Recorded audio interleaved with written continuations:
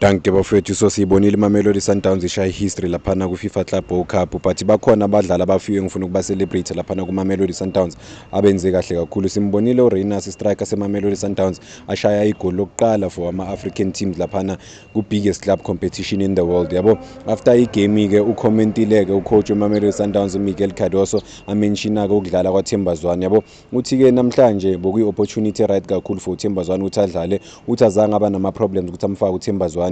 Uthi-ke bekangamfaki uThemba Zwane because akamfakanga uThemba Zwane because abantu kune-pressure ukuthi akadlali uThemba Zwane, but umfake based on i-merit yabo none-magnitude of igame. Ucabanga ukuthi uThemba Zwane beka-ready for le game lena yabo, but unamanga uCardoso, i-pressure from ama-fans unamanga. So asiye kuma-stats laphana ukuthi kuma-rates ukuthi ama-player weMamelodi Sundowns bawa-rate kangakanani in terms of ukuthi baperforme kangakanani on average nje bona yabo. So mawubheka laphana phambili uReynas uthole 7.2, udlale kahle kakhulu. uRibeiro 7.7. So i-biggest performer of the match laphana uLucas Ribeiro, but man of the match ye kumuntu laphana olishayile igoli and omake sure ukuthi iMamelodi Sundowns iyayithola i-3 point available important kakhulu yabo. So it's not just i-3 point bafethu, i-history yebhola, i-history yebhola lase-Africa ukuthi team yase-Africa ngempela ikwazile ukuwina laphana yabo. Sikhumbule ukuthi iMamelodi Sundowns njengoba idlala laphana ku-FIFA Club World Cup idlalela ama-millions amaningi kakhulu yabo.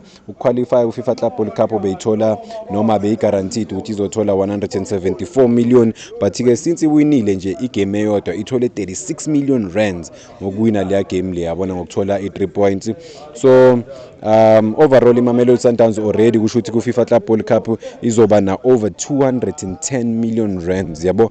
So iningi kakhulu imali abasazoyidlalela laphana, iningi kakhulu bafowethu yabo. So kumele bazame sekuwina igame eyodwa noma not just igame, maybe bazame ukuthola i-draw ukuthi ba-advance to the knockout stages, babone ukuthi bangaphelelaphi, but iningi imali abayidlalelayo. Ngiyacabanga ukuthi nama-player akhona ajabule kakhulu ngendaba yama-bonuses yabo, ukuthi ngempela bazothola ama-bonus a-right afit ngempela nabo bazojabula yabo. So isayizodlala ne-team yase-Brazil laphana iMamelodi Sundowns, iphinde idlale ne-Borussia Dortmund, i-team yase-Germany. So bona ukuthi lapho izoyenza kanjani, but iMamelodi Sundowns are just looking for 1 point maybe against i-team yase-Brazil ukuthi bakwazi uku-advance to the next stage.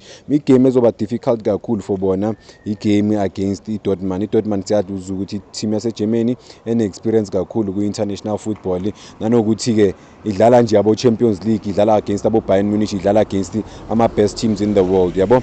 So mawubheka overall lapha maningi kakhulu ama-comments about iMamelodi Sundowns kuthiwa ngeke yenze kahle laphana ku-World Cup, but-ke uJunior Khanye bamprove wrong yabo. Umuntu engifuna ukugxila kuye la uJunior Khanye uthe iMamelodi Sundowns ngeke iwine negame eyodwa laphana ku-FIFA Club World Cup. Uthe bazoyishaya boma-3 boma-4 yabo, ayina chance ngempela.